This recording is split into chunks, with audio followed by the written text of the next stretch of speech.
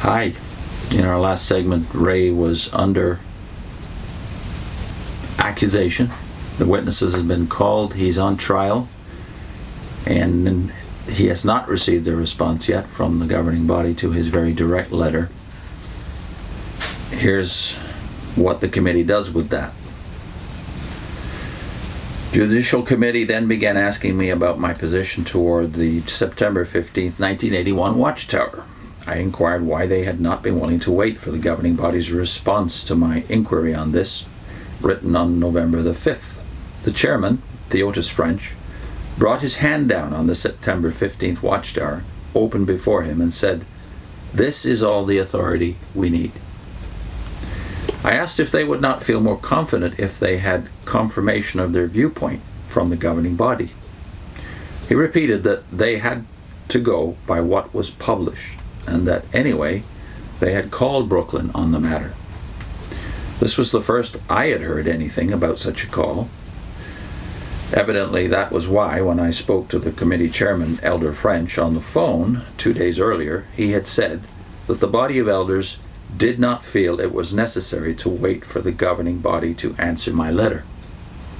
They followed the same secretive course followed earlier by the chairman's committee, and apparently did not feel any need whatsoever to let me know that they had already communicated by telephone with the Brooklyn headquarters. I asked if they spoke with someone on the governing body. The answer was no, that they talked with a member of the service department. What had they been told?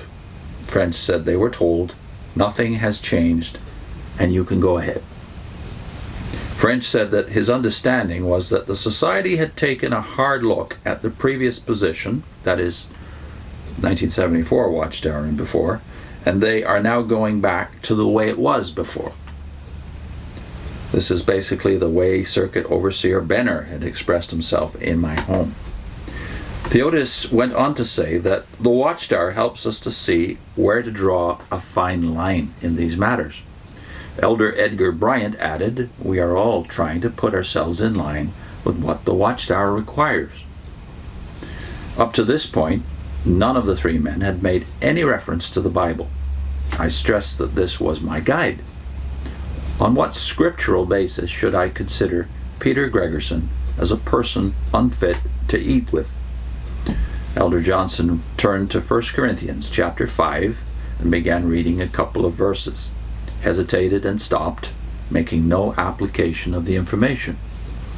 I asked each member of the committee individually if he himself could say he honestly believed Peter Gregerson was the kind of person described in such texts, including John's writings about antichrists.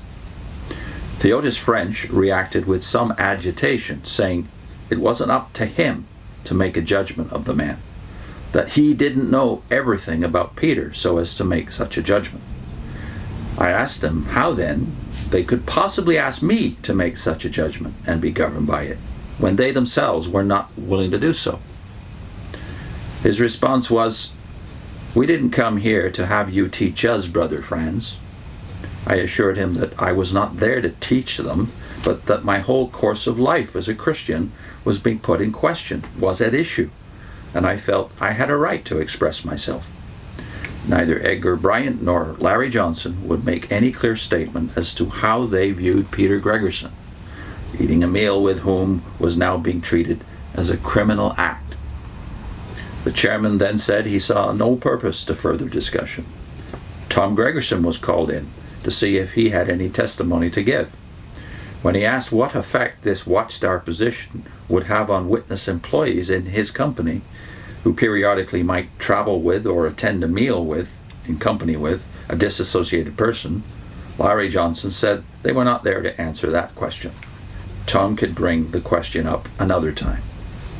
Tom replied that he had been asking the question for some time, had asked the circuit overseer, and still had no answer. There was no response. The meeting concluded, and we left. The Judicial Committee remained behind to discuss the evidence. About a week later, the phone rang, and Larry Johnson informed me that the committee's decision was for disfellowshipping. I had 7 days from the date of his phone call in which to appeal their decision. In our next segment, Ray appeals.